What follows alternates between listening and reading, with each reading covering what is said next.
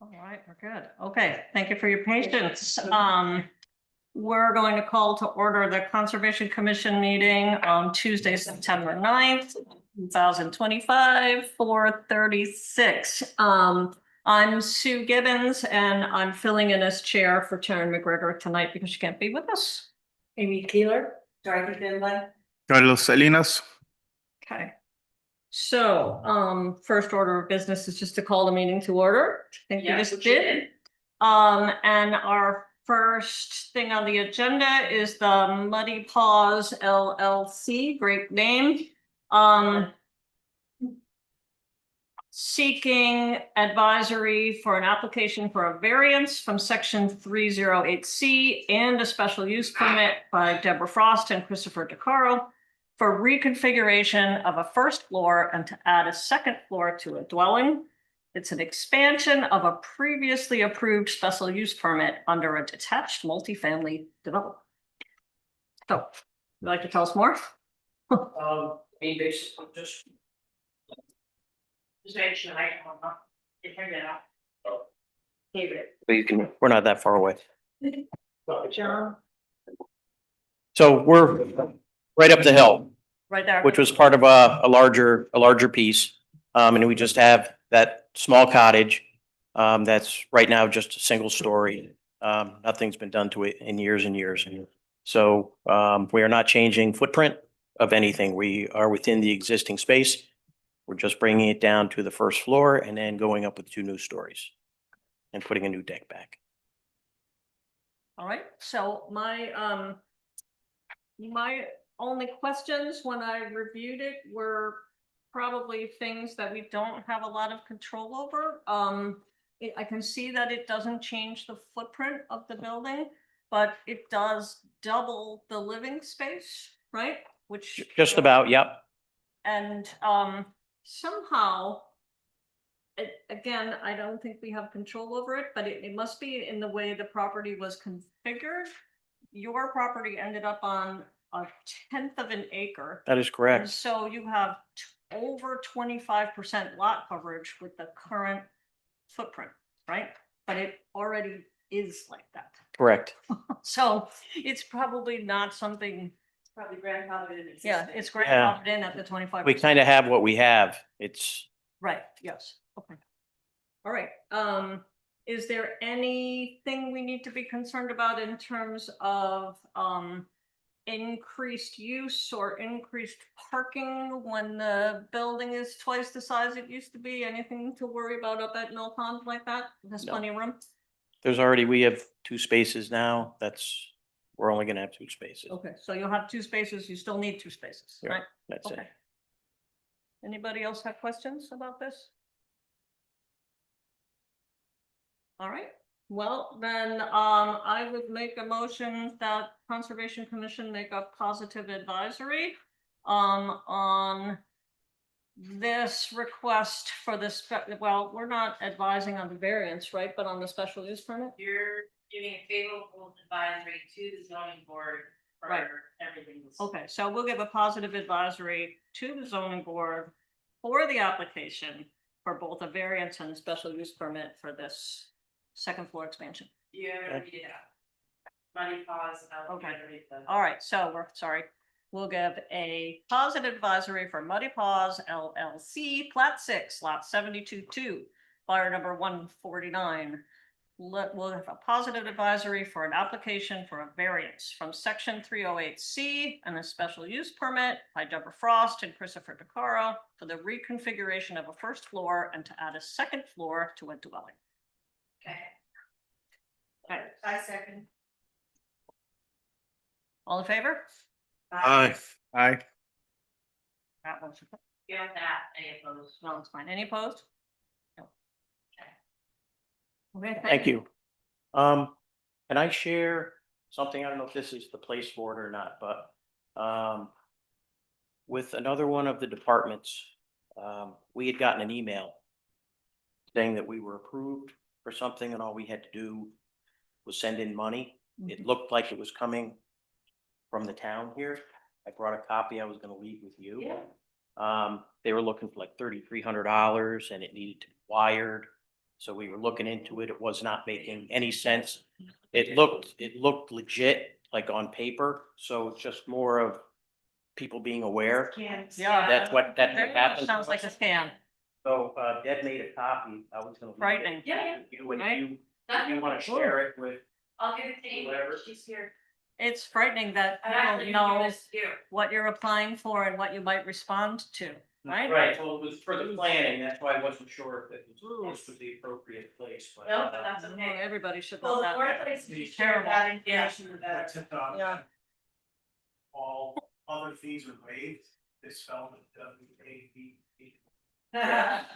Spelling was wrong and so. Okay, all the way to the. Well, she had emailed back and said, anything else we paid, we've either done with a card or a check. Yeah. And so Right. it had to be a And wire. if it's planning. Yeah, you wire can me reach out. $3,300 and your social Okay. security number and everything will be fine. So it was just, And maybe your bank routing. Careful. Yeah. Oh, Yeah, great, well, glad you caught it. okay, yeah, good job. Thank you very much. All right, thank you. Thank you. Okay, so our second order of business is Mitchell Sutter and Lisa Peck, plat 11, lot 87, fire 787 Snake Hole Road.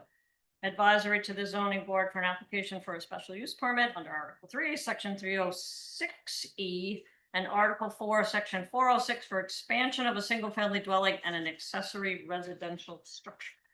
Good evening, Joe Priestley Joe. representing Mitch Sider and Lisa Beck. Mr. Sider is here. Mrs. Beck couldn't make it. Dennis Staton, their landscape architect, is here. Can you hold on 1 second? Renee? Renee, we can't hear. Sorry. I don't hear well anyway. I can't have extra sound in the background or I'm really not gonna hear it. Thank you. Dennis Okay, thanks, Staton, Dennis Staton, the landscape architect, a Rhode Island registered architect from Design Outside LLC of Westport, Mass. Is here on their behalf.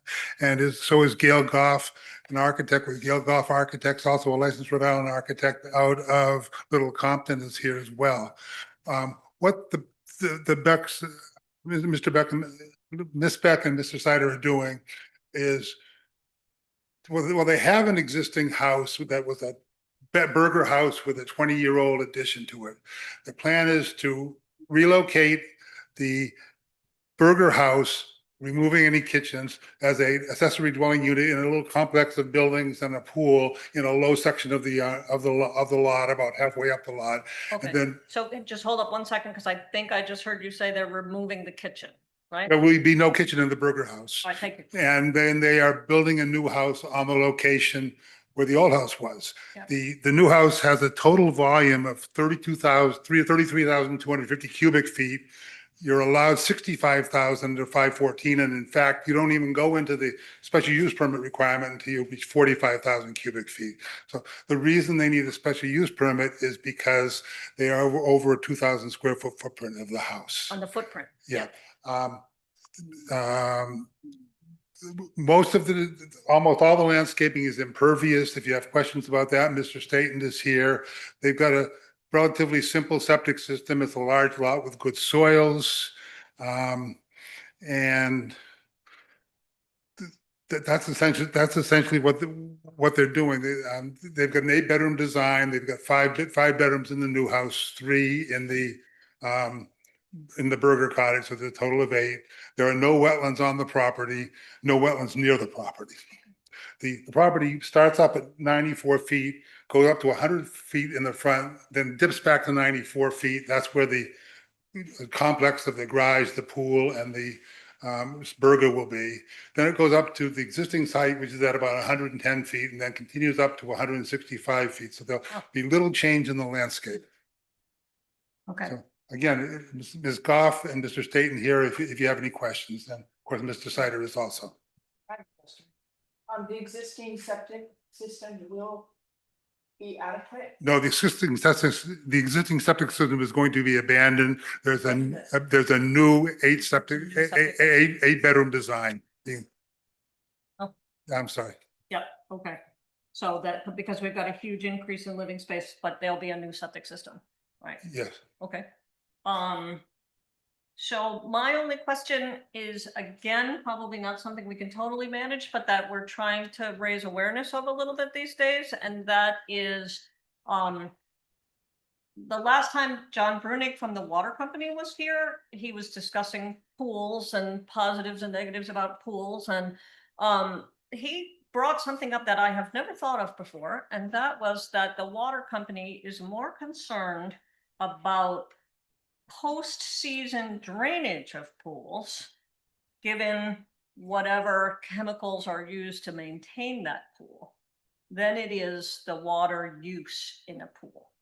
So it just made me think, wow, we should be talking about this on Block Island. So can you tell, will that pool will it have water in it year round? Or- Yes, it will have water in it year round. It will be filled once. It might be lowered a few inches during the winter, but it will not be drained. It will But be- it's not ever drained all the way. Okay, That's good. correct. So that, because when John was talking about that, I thought, wow. Yeah, that's come up. You know, we never think about what that might mean. He's raised that a couple times in the Yeah, past. Yeah. it was very interesting to me to think, wow, we all talk about, is there enough water for the pools? And John was saying, well, there's tons of water for the pools. This is not a problem. But what happens to some of them at the end of the year is the problem. But keeping the water in it is obviously the safest way to do it. And that's what the proposal is here. Okay. All right. I think it's a lovely design and their family's getting Yeah, it's pretty. bigger and I like it. I'm sort of late to the game and I thought the same. I really did. Yeah. Yeah. The design looks pretty. It looks like these are mostly like a native plan on the plantings around it for the, Dennis, why don't you? yeah. Joe, what's total square footage of that lot? 147,022 square feet. So it's almost 3.5 acres. 42 is what? It's 3.5 acres roughly. Yeah, so they're still under their 4%, or you're right at the 4% at the end. They're actually at 3.74%. Yeah. The question was about native plantings. Oh. So, close to 100% native planting palette is planned Okay. for the project. All right, If not, yeah. if not Let me just 100%. throw out a couple of names because I'm interested in this just as Oh, sure. an islander. Sure. So for the evergreens, it'll be cedars, it'll be bayberry. For deciduous, it'll be Nyssa sylvatica, birches, maple, Comptonia, clethra, and then native perennials for the kind of flowering The layer. deer onslaught. Yeah, it's inevitable. Yes, there is a garden that has garden enclosure, so that's, other than that, it's kind of a natural landscape. Yes. Yeah. Yeah. And then the other thing we're trying to ask about these days, or to raise awareness of, is outdoor lighting. Lighting, yeah. So we're just, again, we don't have control over it as a commission, Yeah. but we're always trying to say to people Yes. building new homes, Yeah. please read the outdoor lighting ordinances on the island and Yeah. try to stick by them, so that we don't have airport runways that we Yes. have at a few houses out here right now. And I don't know if the planning board has finally passed the new I think ordinance. they did, right? But this will conform to the ordinance in place, and I think it will be the new ordinance. By the time it gets to go, I'm sure it will be the new Right, ordinance. Yeah. It's, I think, I'm pretty sure it's on the agenda tomorrow. I think it's still on it's been on the agenda for a while. Yeah, We're assuming that by the time we get to the construction phase, it will be passed. Yeah. Our approach for lighting is just strictly for safety where we need it and not much more than Well, that. if you just check the ordinance, then it'll show you Yeah. that, they're supposed to be shielded, so they point Yes, down and yes, not into your neighbor's bedroom. yes. It's no. Okay, Where exactly is the garage? The garage is going to be located about halfway up the property, after the first elevator hill, before the second rise, at a 94-foot elevation, a low point between the two hills on the property, Yeah. right near where the burger house is and the pool is. Yeah. people will be jealous of your actual garage. There are a lot of garages out there. Yeah, So I have a question. First of all, I want to say how much I appreciate Mr. Sider being here. I personally don't care for moments when the homeowner is not present. Hmm. So thank you very much for being here. Mr. Priestley, if you could tell me a little bit about, and this is just for my own edification, in the application, the special use permit uh, requirements submission. In some, number 10, it's an analysis of toxic or hazardous materials impacts. And it says that a waiver is requested. Could you That was explain requested that? because, those are generally granted by the zoning board in the situation where you have a residential use and you have a state approved, an approved OWTS system. Because, those are there are generally on a residential use, no other, hazardous materials involved. So the zoning board, I don't want to say always, but I can't remember an instant when the zoning board hasn't waived that on a residential project. So that's really in response to the zoning board. Yes, sir. And sir, does that also mean that there aren't going to be any toxic or hazardous I mean, materials? yeah, basically, there are not going to be any toxic and hazardous waste. The only waste from this proposal is the waste that will go into the on-site wastewater disposal system. Thank you very much. You're welcome. Well, it's a beautiful piece of property. And it's definitely gonna be a beautiful house. Yep. I don't see any problems. Okay. Any other questions? All right, so in that case, I would make a motion that the Conservation Commission make a positive advisory for Mitchell Cider and Lisa Beck, flat 11, line 87, fire number 787, Snake Hole Road, for a special use permit under Article 3, Section 306E and Article 4, Section 406 for expansion of a single-family dwelling and an accessory residential structure. I second it. All in favor? Aye. Any opposed? Okay. No. Thank you very And much. One more thing to say. Who's burped out? Is that you? Does anybody know what I'm talking about? My Because it's the Tidley Idley residents. So Oh, no. I love that. And that is Burt Dow Deep Water Man, yes? It is. Is that you? No. It's a favorite of our children. They were little, now they're big. Folks don't have a book. What we still call it Tidley Idley. I love it. Oh, They- Yeah, I saw it right away. So I saw that and I'm Love wondering it. if you're going to make that house through all the different. It's not going to look like A Wonderful book, Burt Dow Deep Water Man. But we do have a sign in this painted. There you go.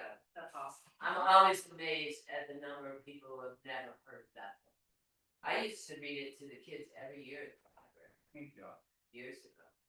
Well, is it Robert McCluskey? It is. Yeah. It is, yeah. So same as Make Way for Ducklings. And you know, you can't do better than Robert McCluskey. And frequently forgotten, but never should be forgotten, Bluebirds for Sal. Oh, yes, absolutely. Blueberries for Sal is very important. We They're love that. all McCluskey books are very important children's books. I buy them over and over and over again for shower gifts or, you know, I don't care how many copies of Make Way for Ducklings you might have, you're getting another one from me. You can always have more than one, it's fine. I bet his daughter or granddaughter was going to all of the public libraries in Maine, reading the books with kids in the libraries. Well, just one more piece of trivia before we move on. My dog's breeder, who is retired now, her uncle was Robert McCluskey. Wow. Yeah, so that was, you know, I never met him through her, but she's related to Robert McCluskey. She's his niece. So that was fun. Cool. Thank you very much. All right, thank you. Have a great afternoon, everybody. Yeah. So I'll see you Thursday. You're running for a boat, Joe? 6:30. 6:30, got tons of time. Okay, thank you. Have a great afternoon. All right, so that was easy. I thought you were saying that to us, that this would go now too. You No, we Yeah, we're good. All right, so our next order of business is to approve the July 29th, 2025 minutes. I did see them and go over them. I don't have any edits. Nor do I. Anybody else? No. Okay, so I'll make a motion to approve the July 29th, 2025 minutes. Okay. Do I have a second? Second. All in favor? Aye. Any opposed? Huh. Okay, so now we're up to receive correspondence and discuss working with Brown University students on native gardening and landscaping on Block Island. Yep. So This is where Nora gets can to you talk talk. to us about that? Why did I suspect that? Awesome. Thank you. Just make sure the light's on. It's on. Nora Clark, that is loud. Back up a little. Can't be too loud for me. Yeah, exactly. Nature Conservancy. I just had sent you guys an email, or some of you an email, about this partnership with Brown University that I'm actually speaking with the TA for the class that's assigned to our section on Thursday. So I should have a little bit more information as well. But just wanted to kind of share the information that I had sent to them already about some potential partnership questions and kind of more specific things that they could look into in terms of their research and what they could potentially kind of share with us after this program. And so generally, just in case I need to give a little more detail, this is a Brown University class that partners with local municipalities and local groups and has a group of about 30 students that can work with each of these local groups on some sort of environmental science project. And so what I have talked to the professor about was really focusing on climate safe gardening, native pit plantings, and other, information surrounding, again, native plants on Block Island, and as well as kind of connected to Conservation Commission, what is vegetative buffer, why does it matter, that kind of thing. And so had kind of given you guys in via email, and happy to send with other emails as well, what I had shared with the professor about what we potentially could work on. And so, yeah, that's what I wanted to share. Sounds Do you good. have any more questions about that? But yeah, basically. Speak to us at some point, or are they just gonna work through you? Or, I mean, we're happy to, I feel like we all talked about it a little bit. We're happy to support the idea. It's a great idea. We all probably have some ideas about what, if they're gonna create a pamphlet or an educational program or something for homeowners. Yeah, I think that basically I will know a little bit more after Thursday as well, so I can share what I talked to the TA about. But I get the sense that then they break up that 30-person group into smaller subsections that can each focus on a different topic. And so possibly, depending on, again, how it all breaks down, like it'd be really great for a group to work with you guys, or at least have you guys as contacts for, I know a lot of you are in gardening and things like that. So contacts for, reaching out and getting more information and putting together something. Because I wonder if we could ask them to not only talk about what people would be advised to plant out here that's native and potentially deer resistant and all of those things, but also maybe a section on how to manage some of the invasives that we're all dealing with right now, because invasive management is a rough one. And I think a lot of people take it on with chemicals, and some of that is somewhat understandable because it's hard to get around it any other way. But for instance, I've been dealing with black swallowwort in pastures, and I have at least managed to discover over the last few years that one positive about it is it hates to be mowed. So this is good, right? If you can mow that stuff down to the ground well before it produces those evil pods, it doesn't kill it, but this is just anecdotal right now because I'm just watching a pasture, right? But it seems to me that every time I mow it, it comes back weaker. Yes. It does not like it. So this is cheerful in that it's not a chemical, it's a lawnmower. So, but that stuff is, we've got plenty of stuff, and you were just talking about mile a minute behind. Oh, there's so many. The list goes out. Yeah, swallow what's really bad. Yeah. Awesome. Yeah. So I think it'd be great to have you guys as partners and can have, share your information. I know there's like gardeners of Block Island clubs and things like that. And so really trying to expand to use the information that I know already exists here, but get it organized. And so, yeah, I think any ideas that we want to have them continue working on, I'd love to hear from you guys. And I can certainly share what I talk with her on Thursday about too. Okay. All right. This takes us to discussing agenda items for the Coastal Resiliency Committee meeting, which is October 7th, 2025. I'm gonna hop in real quick. Yeah.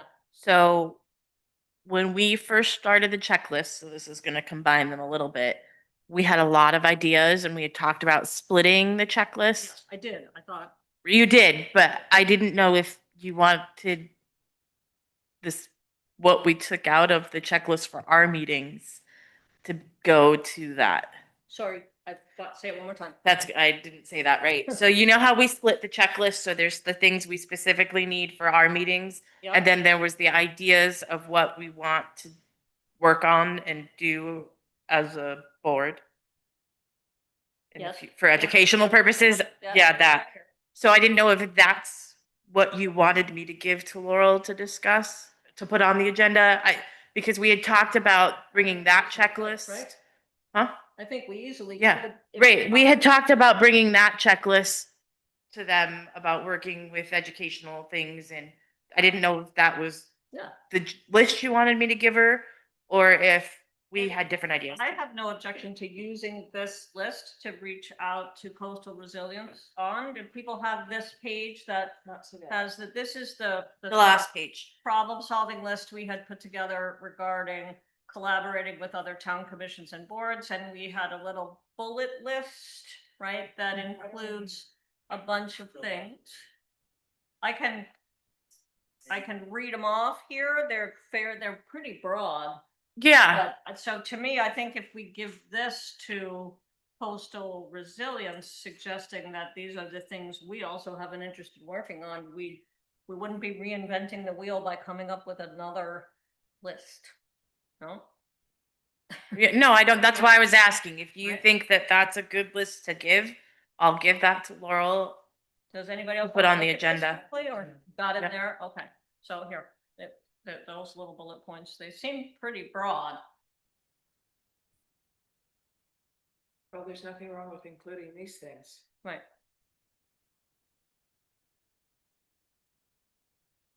Because I would assume what we're kind of doing with Coastal Resilience is trying to find our overlap areas. Yes. And see what we want to work on together. So if they're seeing that these are some of the things we've identified as possible things, then, we'll see what they've identified as their priorities right now.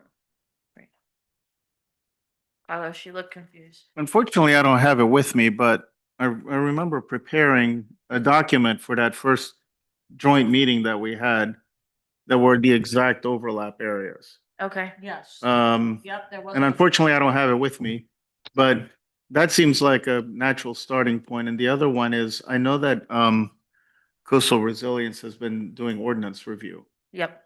And they're interested in discussing that with us.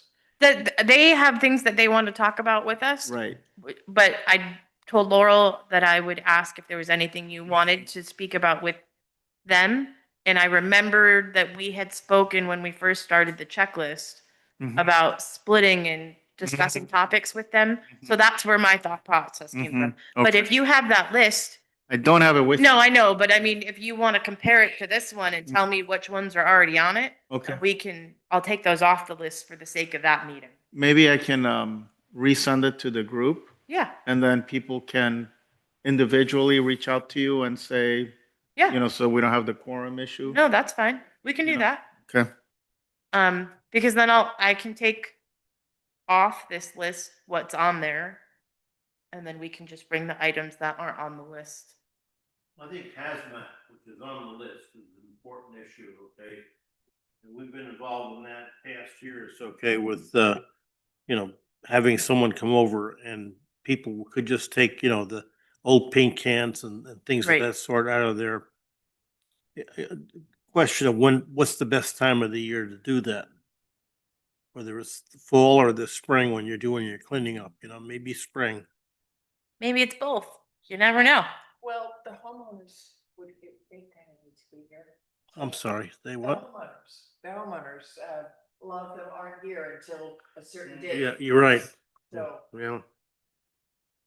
So what time of year to May. do what, Amy? late May, I don't know, when is Well, appropriate. it's just something we could discuss. It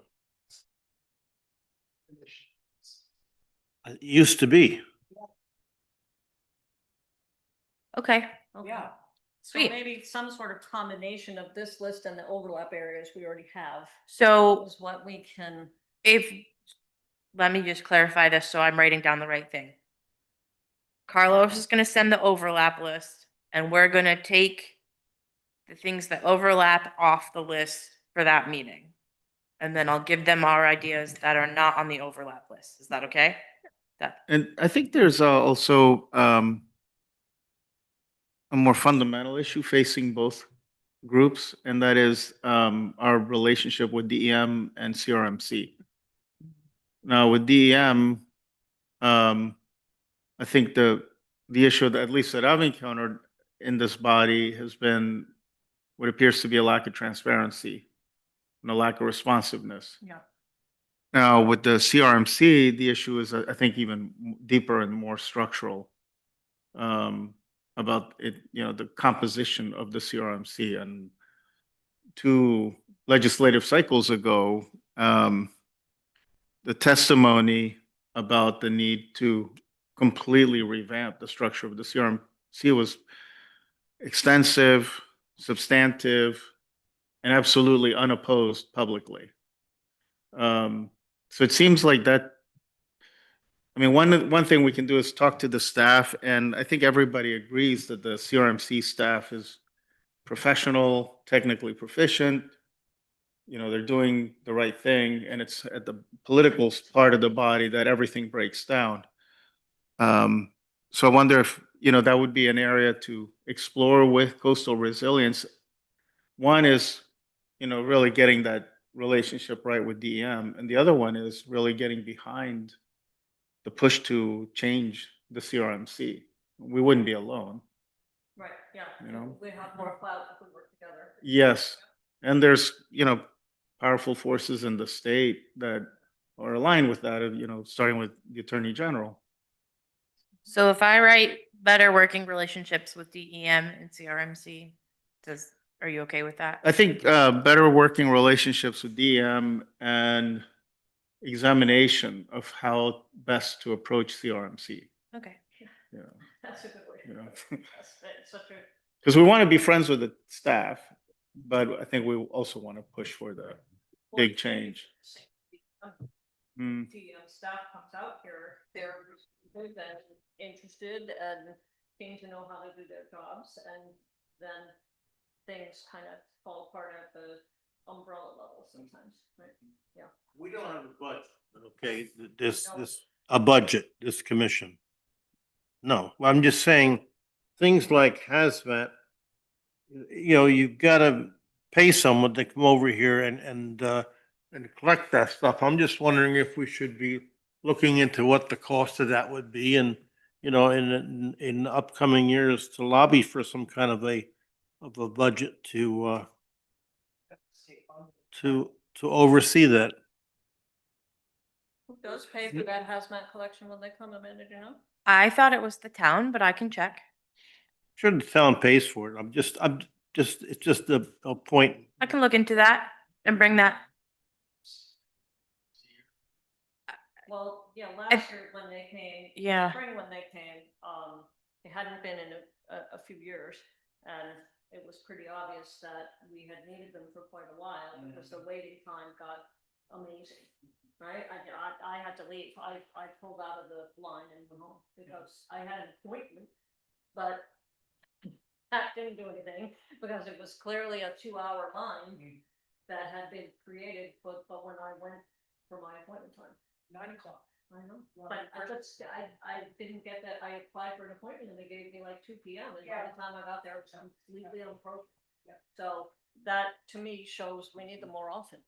So I think that, that is coordinated by the Central Landfill Company, Rhode Island Resource Recovery for the eco depots, as opposed to the other marvelous thing we had last year, which was the e-waste, the electronic waste. Yeah. And that I think is a private company that came out, and maybe the town assisted with cost of the truck on the boat, Mm. but they make money recycling all those metals and components, Okay. so. But something happened with their scheduling for sure. Yeah, but And what- the Eco Depot is definitely through Rhode Island Resource Corporation. Okay. They were very organized. It would also be nice to have that shredding, yeah. Yes. I also, we have a lot of paper. Okay. All right, so, that brings us to item 7, which is to discuss establishing this checklist that we've been working on for a while. Does everybody have a copy of it at this stage? Yeah, we're sharing one here. I have more if you want them. Sure, I could use one. Have those copies this way.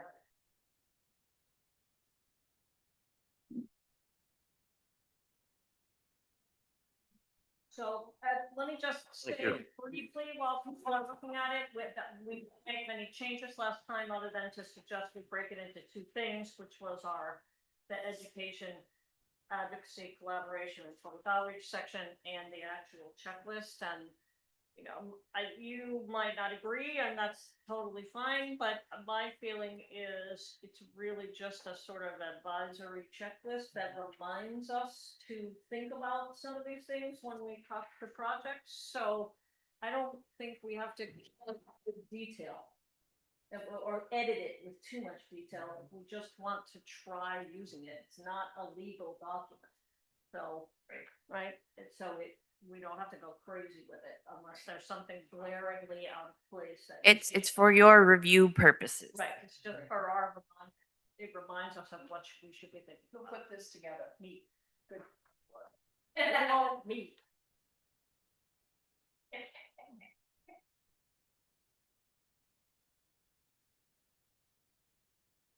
In my defense, I offered, Sue said she'd do it, and if I didn't. I remember this now. Yeah, I can't, I have a hard time editing with someone. You know, like I can share.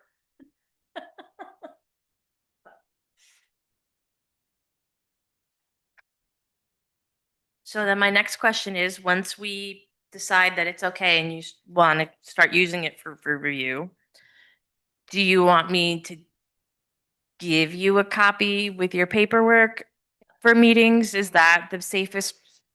Is that the best way to do it? If I'll stick a copy in each week or email a copy in, what do you prefer? I think if you could, for me, if you could bring a paper copy for each commissioner to the meeting. Yeah. And as we discuss them, we can, I mean, and nobody expects that every box is gonna get checked off. Right. Because there are, many of them are not appropriate for smaller, simpler projects. But it's just supposed to be a reminder, but I would hate, I think if we don't have a paper copy of it. Right. It'll just be something that got filed that we never ever use. That's okay. I'll do paper copies and I'll just put them in with your paperwork for the meetings. That works. All right, so do we need to adopt this formally, Amanda? I don't think so because it's not an official document. I think you just all need to agree that it's good and that that's the copy you want me to use. Because this is not going out to people. It's not an application checklist. It's not official. No. This is just to help you review applications to make sure we don't miss anything. Yeah, it just reminds us to take a look at it and say, oh, there's a pool. Right. We should ask this question, right? Yeah. Okay, Nice. all right, are we good then? Checklist is good? Checklist is good. All right. All right, I thank will you. start All that. right, do we have a discussion of future? There's a question. Renee has a question. To have her give you her like 2-minute little spiel on the results of her ordinance review or the beginnings that she came to the coastal resource. Yeah. I can't. I'm sorry, I'll get you a couple.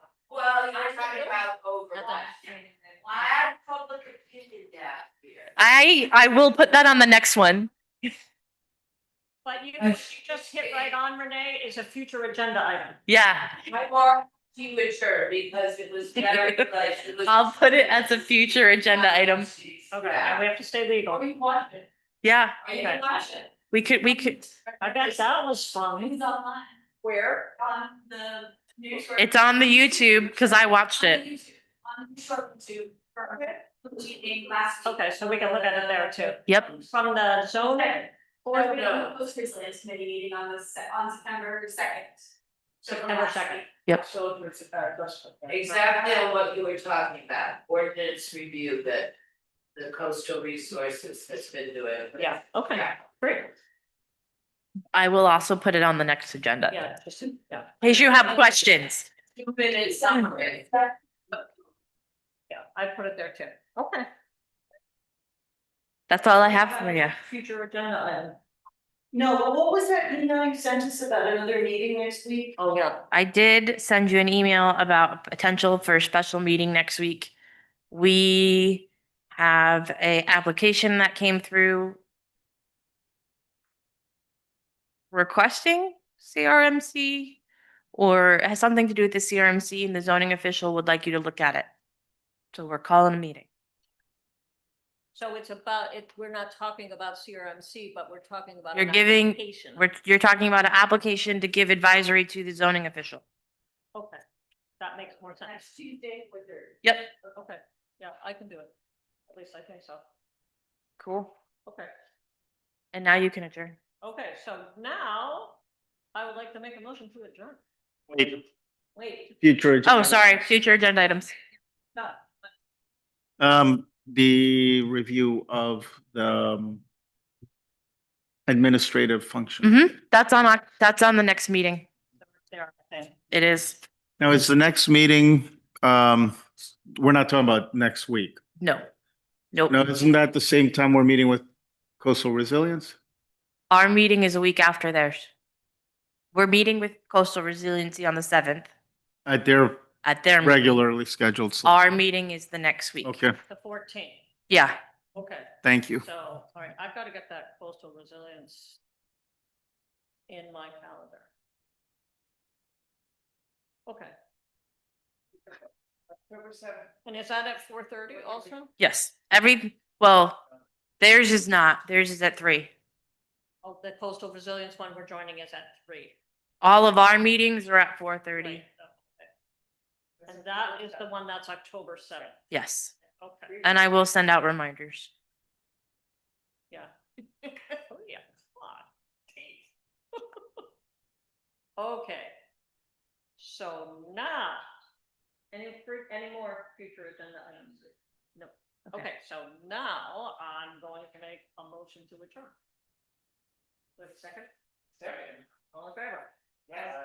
I would